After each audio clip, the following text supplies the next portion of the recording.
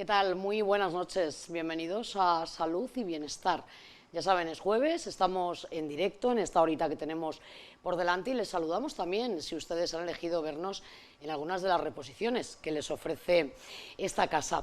Este programa, como siempre, trata pues de la salud, como es lógico, y de poner sobre la mesa también temas de actualidad que suceden en nuestra capital y provincia. Pero también queremos ser la voz de muchas asociaciones de Málaga que hacen un trabajo increíble para ayudar a las personas que más lo necesitan, y además se ha hecho más evidente ahora tras esta pandemia horrible que hemos sufrido, como donde las administraciones no llegaban, pues ahí estaban las asociaciones para dar cobertura en los momentos más difíciles. Es el caso de la Asociación Lupus Málaga, que hoy nos acompañan en el set para hablarnos un poquito más de esta patología que afecta a cerca de 75.000 personas en nuestro país, y además es una afección autoinmune que puede dañar diferentes órganos y que provoca inflamación, dolor. Pero para eso también tenemos aquí a una doctora que nos va a aclarar todos estos temas. Voy a saludar ya a nuestras invitadas que arrancan el programa con nosotros. Ellas son María Eugenia García, de Lupus Málaga. ¿Qué tal, María Eugenia? ¿Qué tal? Gracias. Además, hace muy poquito se ha celebrado el Día del Lupus, el 10 de mayo. Y saludamos también a Mari Carmen Ordóñez, del Servicio de Reumatología del Hospital Marítimo de Torremolinos. ¿Qué tal, Mari Carmen? Muchas gracias a las dos por estar aquí. Comentaba yo que es una enfermedad, no sé si empezar con Mari Carmen, por ejemplo, que es la doctora, una enfermedad que afecta, que tiene unos síntomas diversos, porque puede afectar a diferentes órganos, ¿no? Efectivamente. Y el lupus es una enfermedad muy compleja. Sí. Es una enfermedad que se podría decir que es el prototipo de la enfermedad autoinmune. Cualquier órgano puede estar afectado, y dependiendo de la afección que tenga, también tendrá la gravedad de la enfermedad. Y bueno, la afección puede ser pues desde empezar por afección solamente cutánea, a afección cutánea articular, y afectarse órganos tan importantes como puede ser corazón, pulmón, incluso cerebro. Madre mía. Lo que pretendemos también, ahora que ya nos ha explicado un poco qué es el lupus y cómo afecta, es también hablar con la asociación porque uno de sus principales objetivos es visibilizar, ¿no?, esta afección, que la sociedad, las personas la conozcan, sepan lo que es, ¿no? Sé que vosotros durante la jornada, durante la semana, ¿no?, más bien de mayo, habéis hecho muchísimas actividades en la calle, ¿no?, para dar a conocer al gran público, digamos, la afección, ¿no? La verdad es que sí, siempre que llega el Día Mundial del Lupus, el 10 de mayo, tratamos a través de las asociaciones. Nosotros aquí en Lupus Málaga estamos hace 30 años constituidos como asociación, llevamos más tiempo que la Federación Española de Lupus, a la cual pertenecemos, y está formada por más de 22 asociaciones en todo el territorio de España. Así que ese día sí intentamos gritar alto y decir lupus por todas las ciudades, utilizar el color morado, que es el color que nos identifica. Quizás se ven mariposas también, que es muy nuestro. Y sí, ese día damos voz a todos los pacientes, intentamos que nos escuchen y pedir cositas como las que trabajamos a través de la asociación, ¿no?, que son pedir unidades multidisciplinares, porque somos pacientes que requerimos de muchísimos especialistas. Nuestra patología siempre la atienden reumatólogos e internistas, pero aparte de ellos, como eje central, necesitamos derivaciones a muchos especialistas, por lo que acaba de decir la doctora. Somos pacientes que necesitamos mucha atención médica. Nosotros, tenemos imágenes de ese día, ¿no?, de lupus, de las jornadas que hicisteis también no sé si en diferentes centros hospitalarios, ¿no?, que hicisteis unas mesas informativas también, Hicimos ¿no? mesas informativas en el Hospital Carlos Haya, en el Hospital Clínico, en el Hospital Civil, y bueno, la verdad que está muy bien, siempre sirve para informar. Aún sigue siendo una enfermedad muy poco conocida, y a través de las asociaciones queremos que se sepa más qué es el lupus, aunque, como bien dijo la doctora, es una enfermedad muy compleja, difícil de entender. Pero desde las asociaciones queremos complementar ese trabajo que hacen los médicos, ¿no? Queremos apoyar a los pacientes para que se junten, para que nos juntemos, para que hablemos entre nosotros, para que no nos sintamos bichos raros, que es lo que casi siempre pasa cuando te diagnostican recientemente, ¿no? Te sientes sobrepasado porque es demasiada la información, a veces es complicado de comprender, pero luego se puede estar muy bien, y siempre con un grupo de iguales que se apoyan se está muchísimo mejor. Bueno, mientras continuamos viendo las imágenes, 10 de mayo, Día Mundial del Lupus, me gustaría preguntarle a la doctora a la doctora Mari Carmen Ordóñez. ¿Qué desencadena esta enfermedad? ¿Se sabe qué es lo que la desencadena? No se sabe, es una etiología actualmente es desconocida, es multifactorial, afecta a un montón de factores, se han apuntado a factores genéticos e incluso factores ambientales, factores inmunológicos, pero exactamente la etiología no, parece que es todo multifactorial y muchos factores podrían contribuir al final a que se desencadene la enfermedad en el individuo, que hay que recordar que la mayoría son mujeres prácticamente en edad fértil. Afecta de cada 10, 9 son mujeres y 1 es un hombre, y sobre todo en una edad pronta, una edad precoz, una edad fértil, vaya. Gente con 24, 25 años puedes ya tener un diagnóstico de una enfermedad que es lo que decimos, hay también un espectro de esa misma enfermedad, del que tiene una afectación solamente a lo mejor en la piel, afectación piel y articulaciones, esa es la que más podemos ver, la que más predomina, la que tiene una afectación cutánea y afectación articular. La afectación articular hacen como una artritis, una artritis que muchas veces incluso es difícil de ver, es muchas veces más porque la persona cuenta que tiene dolor y tienes que fijarte mucho, porque es una artritis a veces muy sutil, y principalmente esas son las personas que nosotros vemos en consulta, y luego también están esos casos más graves, pero por suerte menos frecuentes. Mucha gente se preguntará, entonces el diagnóstico no tendrá que ser nada fácil, ¿no? Bueno, el diagnóstico a veces se tarda un poco más y a veces pues tienes un posible diagnóstico hasta que al final lo tienes. Pero bueno, en un principio, generalmente incluso cuando ya verdaderamente ves que por ahí puede ir la enfermedad, pues también en esos momentos empieza uno a tratar. Pero efectivamente a veces resulta complejo, porque a veces la enfermedad te puede venir de cualquier forma, a lo mejor debuta con un problema renal y la persona no había tenido nada absolutamente. Es una chica, empieza a perder proteínas, empieza a hincharse de las piernas, empieza a hacer problemas de llenarse el pulmón de líquido, y a partir de ahí empiezas a estudiar y cuando menos te das cuenta, pues la base de ese problema pues es un lupus. Sí que me gustaría comentar que el lupus cursa por brotes, muchas veces nos dan brotes. Sí, lo que se sabe es que tenemos mucha fotosensibilidad. El sol nos puede desencadenar un brote. Entonces, desde las asociaciones se hacen, aquí en Málaga hemos hecho un convenio con el Colegio de Farmacéuticos, mediante el cual los pacientes de lupus pueden conseguir fotoprotección a un precio muy menor de lo que cuesta, ¿no? Pero también nos gusta decir que como es medicamento para nosotros, nos gustaría que se pudiera poner en nuestra tarjeta, ¿no? Y poder sacarlo de la farmacia. Pero bueno, como ya te Claro, digo, porque ese medicamento no está incluido, entiendo, en la seguridad social. No, porque no es un medicamento, por hoy, ¿no? Ya. Digamos, aunque para nosotros sí lo es. A nosotros no nos puede faltar la fotoprotección porque, ya te digo, lo que se sabe es eso, que nos puede desencadenar un brote de lupus. Claro. Sí, entonces lo lógico era que si estuviera incluido, ¿no? Mira, estamos viendo ahora esas mesas informativas. Sí. ¿Cómo os fue? Contarme un poco esas jornadas. Bueno, la verdad que siempre es muy agradable estar en un centro hospitalario y poder hablarle a la gente de lupus, sobre todo cuando no lo conocen, ¿no? Y se quedan muy sorprendidos. Y ese día, bueno, fue muy bonito, y a todos los que pasan les pedimos que se hagan una foto con nosotros, tanto profesionales como pacientes, haciendo la mariposa, que es nuestro símbolo, ¿no? Porque nos caracteriza mucho el eritema en forma de mariposa, que muchas veces a pacientes nos salen en la carita, quizás por el sol también, y bueno, la verdad que es agradable poder hacer cada vez más visible esta enfermedad.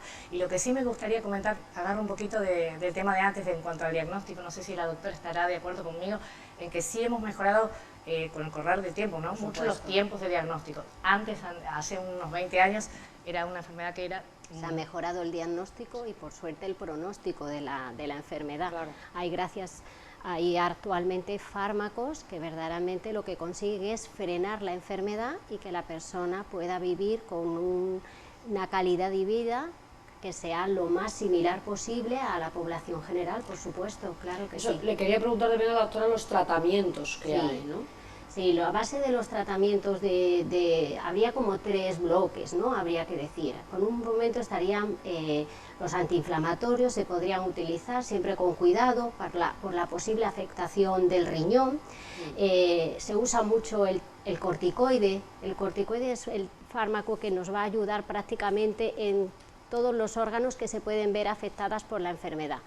Y prácticamente el 100% de los pacientes con lupus están con un tratamiento que se llama hidroxicloroquina, ¿vale? Es un fármaco que ha demostrado beneficio a nivel cardiovascular, en supervivencia, en número de brotes, previene que haya menos brotes, y es el fármaco que actualmente utilizan prácticamente, por no decir todas, las pacientes que están con lupus, y verdaderamente ha dado un beneficio muy importante y ha hecho que el pronóstico de la enfermedad mejore. Sí. Aparte de lo que son los tratamientos de fármacos, también no sé si influye algo el tema de la dieta, o no sé si esto tiene algo que ver. Sin duda, los pacientes con lupus tenemos que llevar una dieta estricta, hacer nuestra vida lo más sana posible, por cualquier brote que se pueda desencadenar. Incluso también, al estar tan medicados, tenemos efectos a veces de esos medicamentos.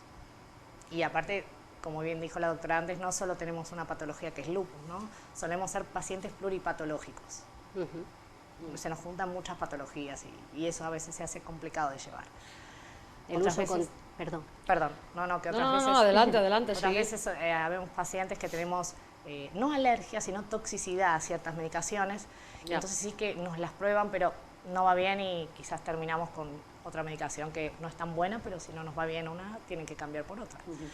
Por centrarnos un poco aquí en Málaga, la doctora me decía que en los hospitales públicos malagueños que hay bastantes consultas, ¿no?, dedicadas a este tema, ¿no?, que afortunadamente eso es importante, ¿no?, tener esas consultas específicas, porque como bien estáis diciendo, es necesaria la intervención muchas veces de profesionales de distintos ramos para poder hacer un seguimiento de ese paciente, ¿no? Sí.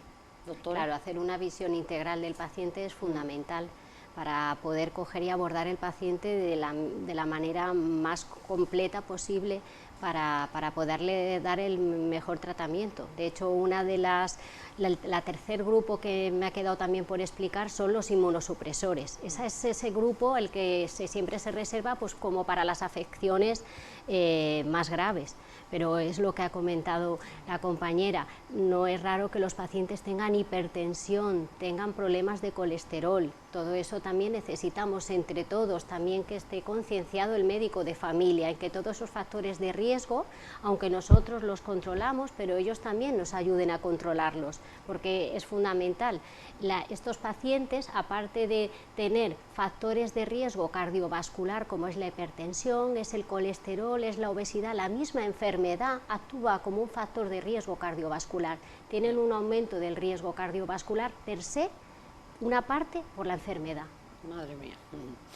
Bueno, estamos viendo mientras charlamos imágenes de, además, pues un congreso que se celebró en Málaga, ¿no? Un congreso importantísimo, y Málaga fue, digamos, pues anfitriona, ¿no? El año pasado, que fue justo cuando la asociación cumplía 30 años, nos tocó organizar el Congreso Nacional de Lupus. Este año ha sido en Madrid, y la verdad que el año pasado, bueno, fue muy especial porque justo estábamos saliendo del COVID y todos teníamos muchas ganas de juntarnos y de hablar de lupus una vez más. Quiero comentar también que no está aquí la presidenta, que es Pepi Guerrero, justamente porque no se encuentra muy bien de salud hoy, y por eso estoy yo en representación de la asociación, que soy vocal. Recuérdanos dónde estáis y un poco los servicios que ofrecéis en la asociación. Estamos en la calle Lagunillas 25 y los servicios son siempre, primero que nada, acoger al paciente, que se sienta tranquilo, que se sienta cómodo, que se sienta que puede estar con iguales, que no es un bicho raro, que es lo que sientes siempre cuando te diagnostican y te viene muy grande, ¿no? Porque por supuesto averiguas lo que es, pero te quedas corto, ¿no? Y necesitas apoyo, sin duda. Damos también tema de orientación laboral, jurídica. También tenemos una psicóloga que no puede faltar, porque la necesitamos y mucho. Siempre este tipo de problemas, bueno, vienen acompañados de temas psicológicos que conviene no dejar de lado y enfrentar, porque sí que están. Así que, pues muchísimas gracias a las dos. Gracias, doctora Mari Carmen Ordóñez, del Servicio de Reumatología del Hospital Marítimo de Torremolinos. Gracias de verdad por hacernos un poco comprender, acercarnos más a esta enfermedad, a esta dolencia, y gracias también a Lupus Málaga, María Eugenia García, desde aquí un besito a la presidenta, le deseamos una pronta recuperación. Y enhorabuena, ¿no? Porque ya habéis vuelto un poco después de estos años tan duros de pandemia en el que no se podían hacer actividades fuera, no se podía hacer, pues bueno, poco a poco todo va volviendo a la normalidad y se puede visibilizar el trabajo que hacen las asociaciones de pacientes, Ahora ¿no? que sí, déjame a mí agradecer también a Salud y Bienestar, y a ti en particular, por darnos este espacio para poder decir lupus alto y claro y que se escuche. Claro que sí, pues muchísimas gracias. Muchas gracias. A las dos, y nosotros vamos a continuar ofreciéndoles un vídeo porque en el mes de mayo también se celebraba el Día de la Hipertensión Arterial, y contarles que más de 1.500 pacientes reciben cada año atención en la unidad de hipertensión arterial del Hospital Clínico Universitario. Además, se sumaba el hospital a una campaña para concienciar de la importancia de controlar los niveles de tensión y, por supuesto, de seguir unas pautas de vida saludable, que, como ya saben, como todo, para todas las enfermedades es pues la mejor prevención que se puede hacer. Vamos a ver el vídeo. En primer lugar, decir que la hipertensión es un factor de riesgo de arteriosclerosis y se denomina causal porque aumenta el riesgo de tener pues, un ictus, un infarto cardíaco, enfermedad renal o enfermedad arterial periférica, duplica el riesgo de tener estos procesos y por tanto debemos de medir la presión arterial periódicamente para controlarla por debajo de los límites que se consideran hipertensión. Esos límites son 140-90 porque son las medidas a partir de la cual se duplica el riesgo de tener los procesos que hemos comentado. Entonces es conveniente medir la presión arterial periódicamente y si se encuentra por encima de 140 de máxima o 90 de mínima, pues acudir al médico de atención primaria para valorar el inicio de tratamiento. Lo que básicamente atendemos son los casos de hipertensión resistente que el médico de cabecera pues entiende que debe de ser valorada y estudiada de forma complementaria en el hospital. La hipertensión arterial es un proceso que se debe de valorar en atención primaria, pero hay un porcentaje de casos, aproximadamente un 5%, en los que pues, la hipertensión no se corrige con medicación o ocurre en personas jóvenes. La medición de la presión arterial es importante pues para no llevar a enfermedades, ¿no?, como son tan terribles como un ictus, una insuficiencia cardíaca, una enfermedad cardiovascular, incluso hasta pérdida de visión. La prevención ante todo, ¿no? El comer una dieta, tener una dieta sin sal, hacer ejercicio físico. Pues saludamos ya a nuestro siguiente invitado. Él es Juan Sánchez, presidente del Teléfono de la Esperanza, una ONG, vamos a decir, porque es una ONG, una asociación sin ánimo de lucro, que lleva ya más de 50 años, ¿no? Más de 50 años a nivel nacional y aquí en Málaga 46 años. Bueno, vamos. Ya son unos pocos años. Por ahí. La verdad que hacéis una labor magnífica ayudando, prestando, ¿no?, ese hombro, ¿no?, a esas personas que lo necesitan, ¿no? Y yo creo que eso es importantísimo, ¿no?, más con los tiempos que corren, ¿no, Juan? Sí, después de una pandemia sobre todo, pues creo que hemos estado ahí en primera línea y yo creo que se ha hecho un esfuerzo enorme pues para estar cerca de las personas que lo necesitaban. Juan, quiero que me cuentes, porque a primeros del mes de mayo habéis llevado la jornada para la prevención del suicidio al Congreso de los Diputados, y quiero que me cuentes un poco qué es lo que habéis hecho allí, cómo se ha desarrollado esta jornada. Fue una jornada que ya se estaba preparando hace tiempo, porque ya en el 2019 tuvimos otra jornada también. Este 2022 hemos llegado al Congreso de los Diputados ya no pidiendo, sino exigiendo un plan nacional de prevención de suicidio. Ya es hora de que haya un plan nacional de prevención de suicidio, porque el suicidio es la primera causa de muerte no natural en España. Se suicidan 10 a 11 personas al día en España, 2 personas cada 2 horas y media una persona se suicida, y yo creo que las cifras ya son alarmantes y necesitamos un plan nacional. porque el suicidio se puede prevenir. Y entonces desde ese sentir de que el suicidio se puede prevenir, yo creo que ya es exigible un plan nacional de prevención. Bueno, se ha dado un paso importante, que es ese número de teléfono, el teléfono del suicidio, ¿no? Esa llamada a la vida, ¿no? El 024, ¿no? Que se ha puesto en marcha, y yo tengo aquí este dato, que solo en su primer día de funcionamiento atendió a más de 1000 llamadas, algunas de las cuales fueron derivadas a los servicios de emergencia, ¿no? Sí. O sea, es una cifra que te deja un poco...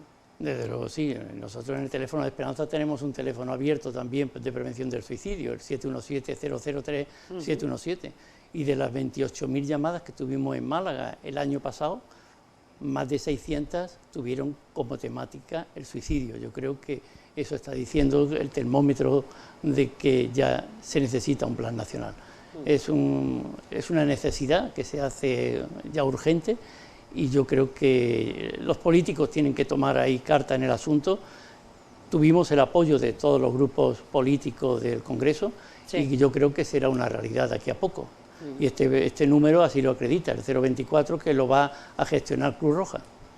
Vamos a recordar ese 717-003-717, es una línea que está disponible las 24 horas, que lleva muchísimos años dando cobertura a esas personas que necesitan, ¿no?, hablar, contar cómo se encuentran y recibir ese apoyo. Sí es cierto que con la experiencia que tienes, ¿no?, tú, y que tenéis la asociación, yo creo que se ha dado un paso, corrígeme si me equivoco, importante por lo menos de visibilizar este tema, porque hacía años es que prácticamente no se hablaba de esto, ¿no? No es que no se hablaba, es que estaba prohibido casi hablarse, porque los libros de estilo en comunicación, pues estaba prohibido hablar del suicidio, porque se creía que iba a hacer un efecto llamada, cuando ahora se está comprobando que si hablamos de suicidio desde el sentido común, y los medios de comunicación así lo estáis haciendo, ¿no?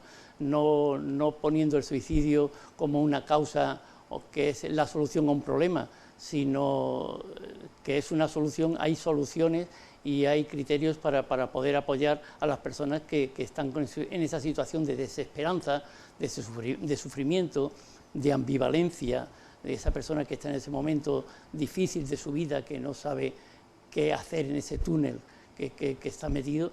Y yo creo que ahí el teléfono de Esperanza está haciendo una labor importante, y todas otras ONG que estamos en ello. Y la salud, es importante la salud mental en esto.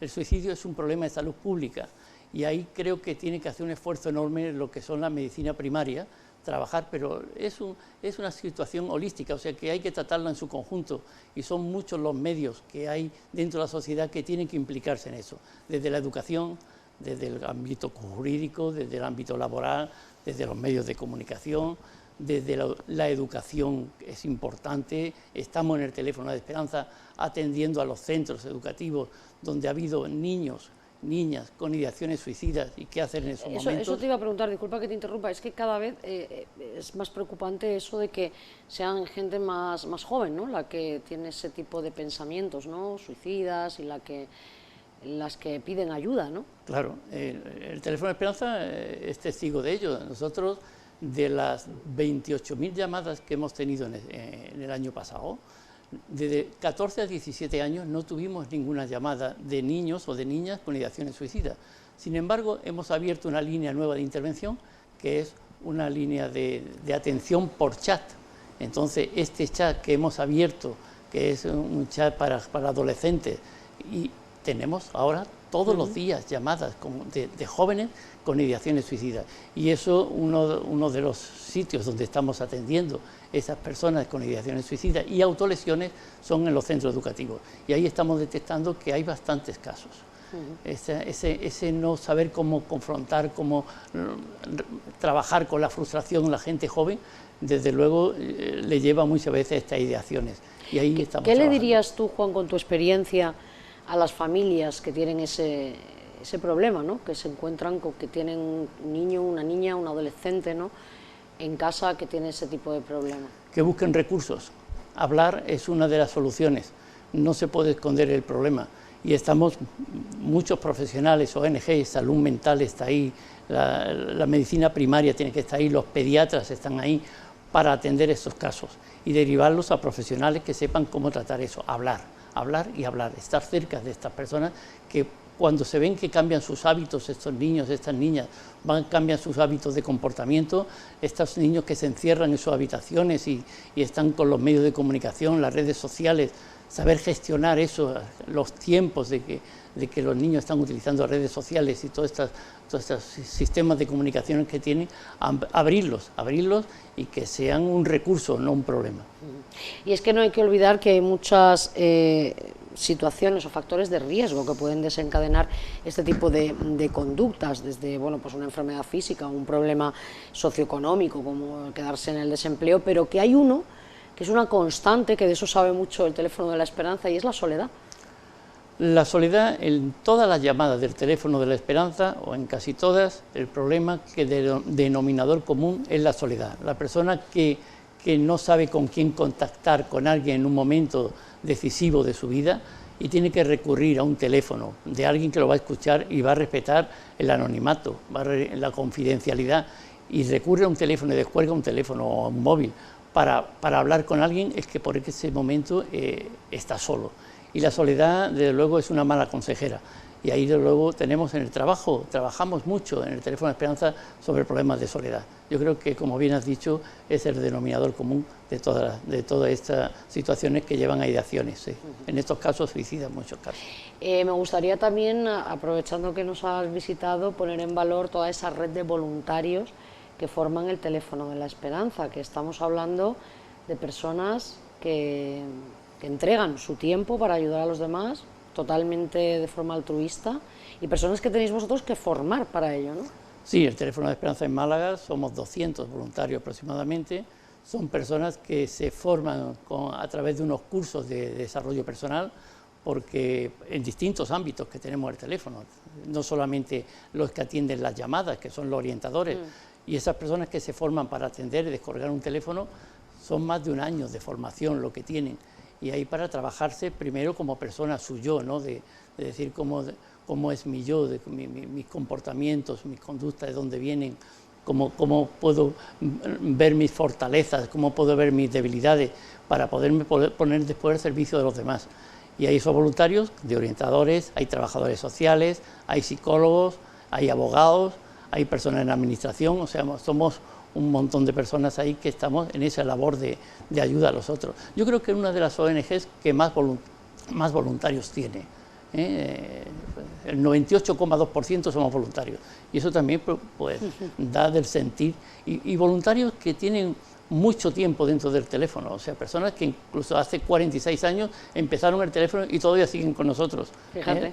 La fidelización al teléfono yo creo que está ahí, eso también nos avala. Ahí estamos viendo precisamente imágenes de nuestro archivo, que teníamos ahí de nuestro archivo, de vuestras, se ha visto el exterior y vuestras oficinas, de donde hacéis vuestra labor, y es importante, también lo decíamos al inicio, ¿no?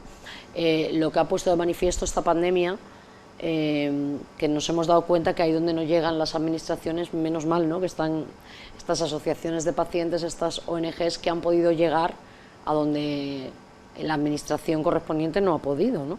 Porque eso ha sido importantísimo, porque es que hemos vivido unos momentos muy duros, ¿no? Así es, después de esta pandemia, las personas que venían con problemas se han resentido los problemas, y otros que han emergido los problemas a consecuencia de la pandemia. Tenemos, por ejemplo, en el teléfono de Esperanza la brújula de la esperanza de atención a mayores.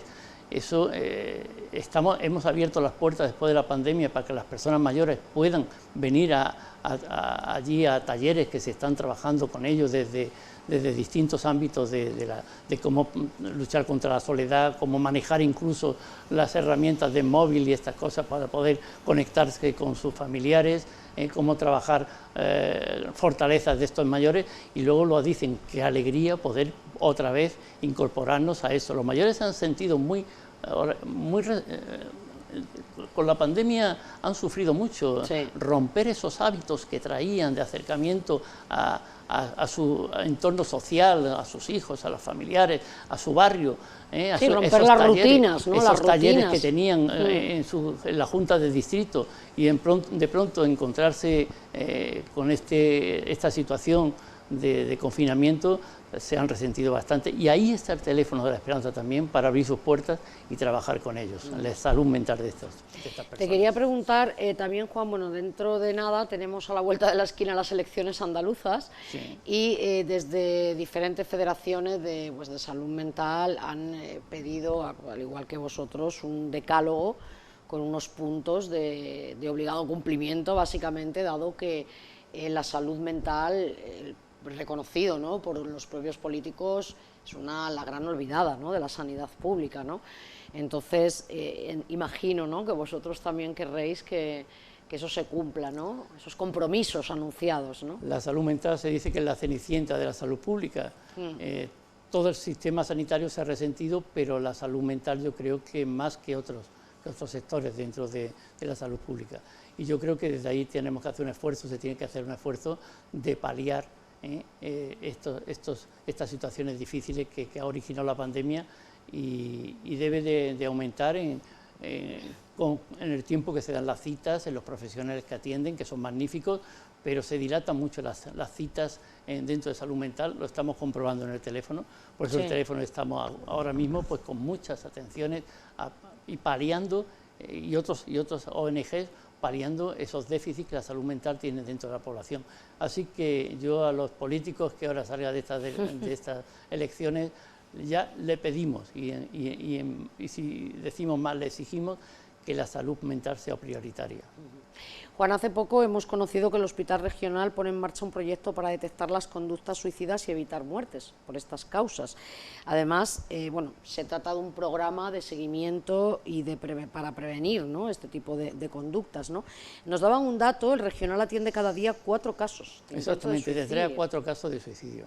En menores, en fin, que luego las cifras son muy alarmantes, ¿no? Sí, además Málaga es la provincia que tiene una tasa más alta, ¿no?, además. Exactamente, y también se está haciendo mucho esfuerzo de la universidad. La universidad también ha abierto también otro plan de prevención de suicidio, o sea que esto es ahora mismo una situación prioritaria que desde distintas comunidades tenemos que hacer un esfuerzo de conjuntarnos y trabajar con un objetivo único, ¿no?, que es esa, el suicidio se puede prevenir, y la persona que esté en estas situaciones de desesperanza, como antes decía, de ambivalencia, de sufrimiento, darle luz a ese túnel que tiene, donde en ese momento se ve absolutamente abocado a que la única solución pues es esa, y hay que decirle que no, que hay que darle recursos para vivir, y yo creo que esos recursos están ahí presentes.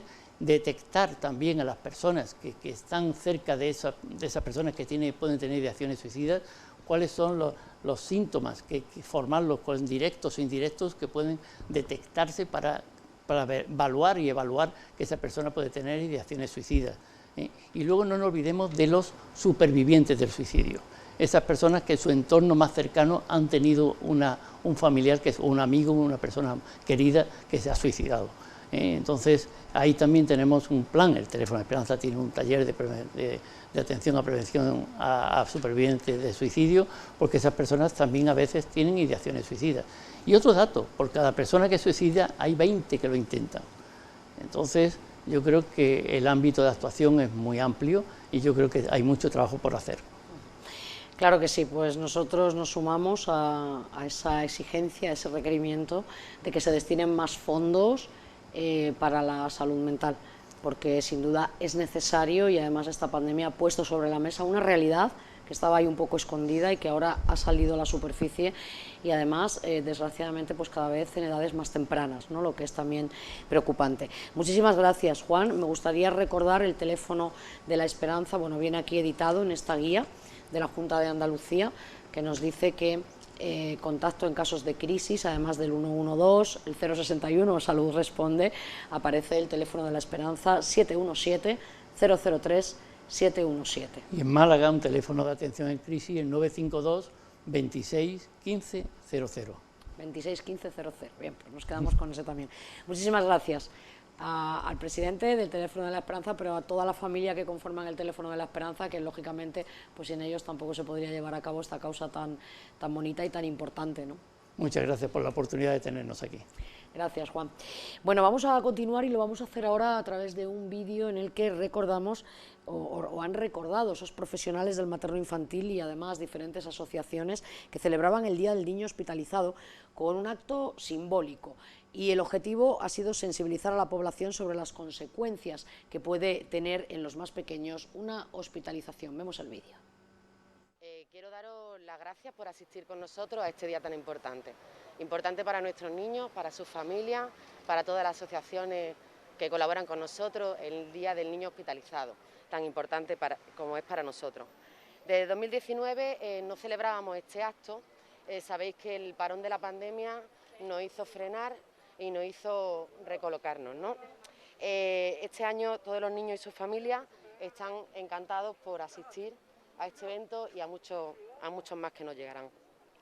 No solo los pacientes y sus familias han echado de menos estos actos, las asociaciones se han echado de menos por parte de ellos y los profesionales sanitarios también hemos echado de menos mucho a las asociaciones y a la colaboración que tienen con nosotros, ¿no?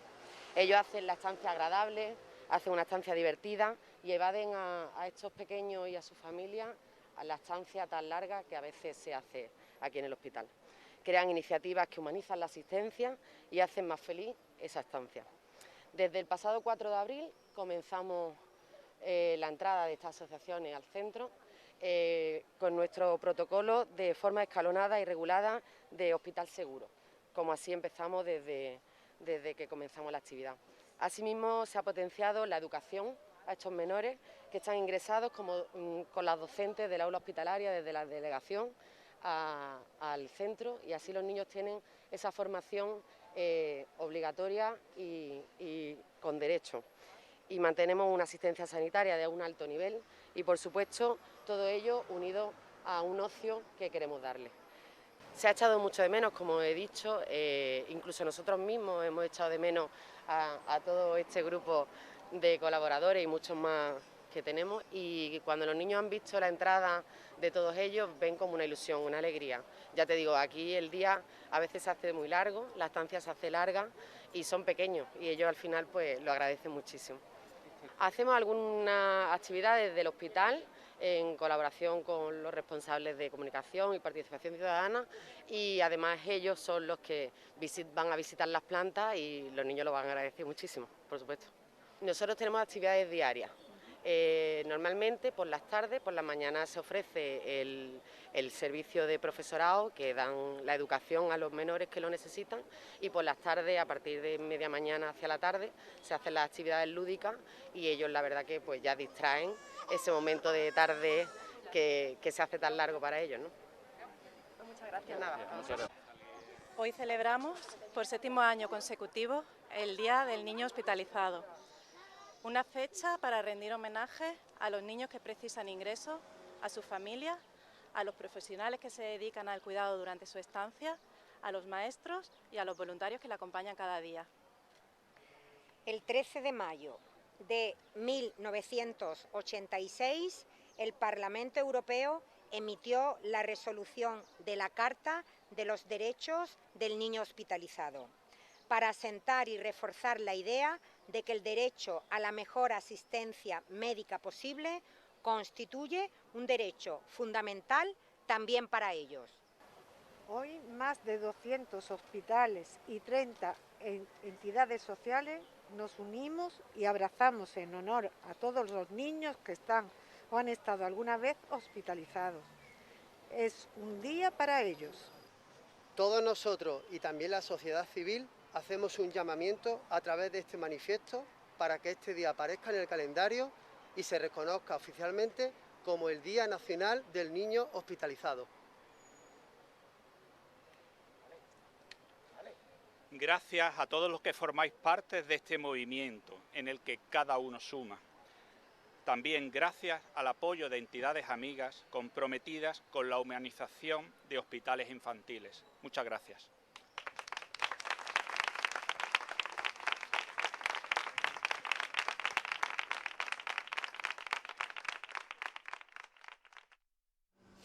Bueno, pues ya estamos de vuelta, entramos en el tramo final del programa y saludamos, tenemos ya al otro lado a Salvador Alsina, presidente de Visión y Vida, una asociación de utilidad pública que se encarga de promover una adecuada salud visual. ¿Qué tal, Salvador? Muy buenas. Buenas noches, muy bien. Gracias. Buenas noches, muchísimas gracias por estar ahí. Comentábamos que hace muy poquito habéis presentado un análisis, ¿no?, estadístico de la población en el que bueno, pues llama un poco la atención el poco conocimiento, ¿no?, que hay entre la población en general sobre la salud visual y, por ejemplo, la importancia, ¿no?, que tiene la protección de los rayos solares, ¿no?, en la vista. Sí, de hecho, éramos conscientes de que no se le da a la visión la importancia que tiene de manera general, pero de manera particular, cuando hemos hecho este estudio de cuánto sabemos de salud visual y protección solar, nos hemos dado cuenta de que, por ejemplo, la mitad de la población no sabe que es un peligro no proteger los ojos del sol, porque la radiación ultravioleta es la causante de las cataratas y el no saberlo y el no protegerse hace que estas cataratas puedan aparecer de una manera más temprana. Se sabe que un niño que no se ha protegido, una niña, a los 18 años, puede haber recibido ya el 80% de la radiación que va a recibir a lo largo de toda su vida. Hay que tenerlo en cuenta y hay que cuidar los ojos, sobre todo, evidentemente, en verano a pleno sol. ¿Sería conveniente a lo mejor hacer más campañas informativas en los centros educativos para que, no sé, las familias se implicaran más, ¿no?, en esta recomendación, ¿no?, que dais de utilizar gafas de sol homologadas, lógicamente?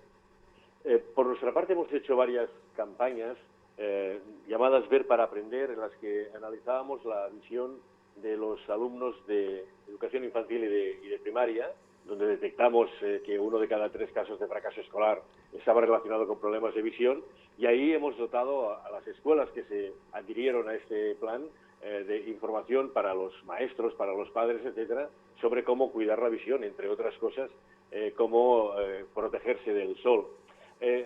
Vemos que en general los niños no utilizan gafas de sol. Solo 4 de cada 10 nos manifestaron que utilizaban gafas de sol. Y en periodo veraniego, cuando la radiación ultravioleta es tan importante, hay que proteger la piel, evidentemente, y al mismo tiempo hay que proteger los ojos. Y una gorra, una visera, un parasol no es suficiente protección, porque luego hay también la radiación que se refleja en la arena de la playa o en el agua del mar, que también incide sobre nuestros ojos.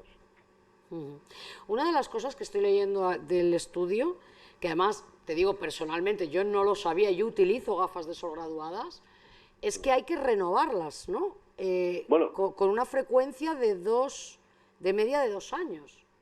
Digamos que esa sería una recomendación general. Que, digamos, la pregunta primera sería, ¿cada cuánto hemos de revisar nuestra visión? Sí. Yo diría que en el caso de los niños cada año, en el caso de los adultos estaría bien también cada año, pero como mínimo cada 2 años. Y evidentemente hay que renovar el equipamiento, sea gafa graduada, sea gafa graduada de sol, hay que renovarlo si hay un cambio de graduación. Evidentemente, si en la revisión no nos detectan ningún cambio respecto a lo que teníamos, no será necesario. Pero sí es fundamental revisarse como muy tarde cada 2 años. Sí, es que estas revisiones son importantes, ¿no?, a cualquier edad, pero sí es cierto que en edades tempranas, ¿no?, como la adolescencia, son más importantes, ¿no?, porque todavía esas estructuras oculares siguen en proceso de desarrollo, por ejemplo, entre los 10 y los 18 años, ¿no? Sí, el ojo se desarrolla prácticamente hasta los 18 años. Cuando nacemos, el ojo no está aún del todo formado. En los primeros años, hasta los 3 años, se acelera su formación, pero entre los 3 y hasta los 18, un proceso que al principio es más rápido y luego más lento, es un proceso de evolución hasta tener el ojo completamente formado. Por eso, nosotros le recomendamos tanto a los niños como a los mayores, que es donde pueden aparecer problemas como el que he mencionado de las cataratas o problemas de degeneración macular, etcétera, pues los niños y los mayores son los que más a menudo deberían revisarse. Y en la edad intermedia, es decir, de los 18 años hasta los 65, la recomendación sigue siendo cada año, pero como mínimo cada 2 años. Y eso incluye la revisión visual y al mismo tiempo la recomendación que pueda hacer el oftalmólogo o el óptico optometrista sobre la protección visual en la radiación solar y en las condiciones en las que uno ha de estar protegido. No es lo mismo estar en alta montaña que estar en la ciudad, pero ahí hay que dejarse recomendar por el especialista de acuerdo a lo que nosotros le expliquemos de para qué vamos a querer esas gafas de sol, en qué condiciones las vamos a utilizar, etcétera. Me gustaría también preguntarte, Salvador, bueno, aparte de esto de las gafas de sol, importantísimo, y más ahora en esta época, bueno, aquí en Málaga la verdad que disfrutamos de sol prácticamente todo el año, con lo cual con más motivo el utilizarlas, ¿no? Pero sí es cierto que, bueno, estamos ya en primavera, en verano está a la vuelta de la esquina y sin duda pues es necesario protegerse la vista de los rayos, ¿no?, de las radiaciones solares.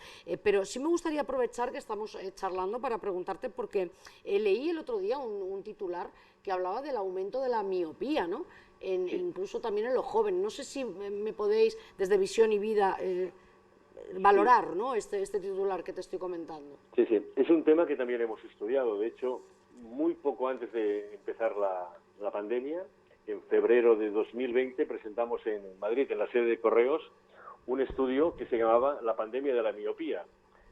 Luego apareció la pandemia del COVID y digamos que se le dio menos importancia, pero realmente el problema de orden mundial que está ocurriendo, y le llamamos pandemia porque la Organización Mundial de la Salud también lo llama así, es que los jóvenes, por la utilización intensiva de la visión de cerca, con la utilización de móviles, tabletas, ordenadores, etcétera, esta utilización intensiva de la visión de cerca hace que puedan ser más miopes, más rápidamente miopes, y también el hecho de no estar con luz natural. Le explico una curiosidad. En algunos países asiáticos han modificado los colegios para que tengan entradas de luz natural y obligan, o digamos, organizan un cierto tiempo de estar en el exterior con iluminación natural para que frenar el aumento de la miopía. En los jóvenes en países asiáticos puede llegar al 95% de la población. En el caso de Europa y en el caso particular de España, hemos detectado que alrededor del 40% de la población puede ser miope, pero en los estudios que hemos hecho, los jóvenes entre 6 y 12 años, que son los que antes he comentado que habíamos analizado, los comparamos en su día con los universitarios actuales y vimos que los jóvenes entre 6 y 12 años son más miopes de lo que eran esos universitarios cuando tenían su edad y además tienen un incremento mayor. Ahí nuestra recomendación sería igualmente las revisiones, pero sobre todo es muy importante que los niños y las niñas jueguen también en el exterior, no estén constantemente conectados a una pantalla. Y una puntualización, las pantallas no son malas, lo malo es el exceso de cualquier cosa, incluidas las pantallas. Entonces hay que buscar un justo equilibrio de tiempos de distracción mediante una tableta o mediante un ordenador y tiempos al aire libre para que el ojo mire de lejos. Nuestros ojos están preparados sobre todo para ver de lejos, digamos desde la época prehistórica, y el utilizarlos intensivamente para ver de cerca nos está convirtiendo en miopes. Madre mía, pues sí, la verdad es que hay que tenerlo muy presente y descansar la vista en la medida de lo posible. Nos quedan unos minutos, pero hay otro dato que sí me gustaría contrastar contigo, porque dice que un 10% de la población nunca se ha revisado la visión. O sea, me choca un poco porque hoy por hoy cualquier óptica que uno acuda es totalmente gratuito hacerse una revisión en la vista, ¿no? Sí, realmente este dato lo hemos detectado en varias ocasiones. Puede ser que haya personas que ni siquiera lo recuerden, pero algo menos del 10% nos han manifestado en diferentes estudios que nunca se han revisado la visión. ¿Qué problema hay? Pues que la visión no duele. Además que uno puede acostumbrarse a ver mal o creer que la manera correcta de ver es la que él está viendo. Eso lo detectamos a veces en niños. Recuerdo un caso, que es un caso chistoso, pero es auténtico, de que cuando se le pregunta a un niño si ve bien la pizarra, dice, la respuesta es sí, la pizarra la veo bien, lo que no veo bien es lo que escribe el maestro en la pizarra. Entonces es fundamental revisarse la visión, porque aunque creamos que vemos bien, probablemente podamos mejorar esta situación. Y es fundamental en los niños, en la etapa en la que se están formando, que vean bien, que lean bien, que vean bien la pizarra, porque si no, su formación, solo por culpa de una mala visión, va a ser diferente de sus compañeros. Por tanto, antes lo he comentado, cada año hay que revisarse, los niños y los mayores y los, digamos, adultos como mínimo cada 2 años. Claro, es importantísimo por los problemas que puede acarrear, por ejemplo, en esos niños, como falta de atención, dolores de cabeza, etcétera, pero luego de cara a cuando uno va cumpliendo años, que ya son unos problemas que son problemas mayores, problemas más graves, todo hay que decirlo, por no haber tenido un buen cuidado de la salud visual.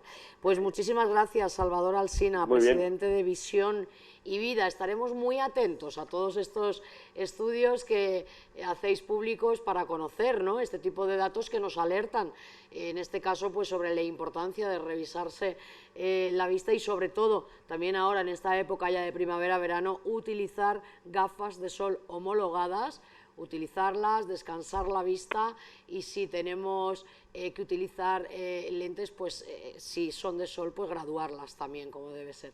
Gracias, Salvador, un abrazo fuerte. Gracias a vosotros por la oportunidad. Buenas noches. Hasta luego, adiós, buenas noches. Y a todos ustedes, como siempre, muchísimas gracias por acompañarnos en Salud y Bienestar, y el próximo jueves volvemos con más temas. Que pasen una feliz semana, hasta luego.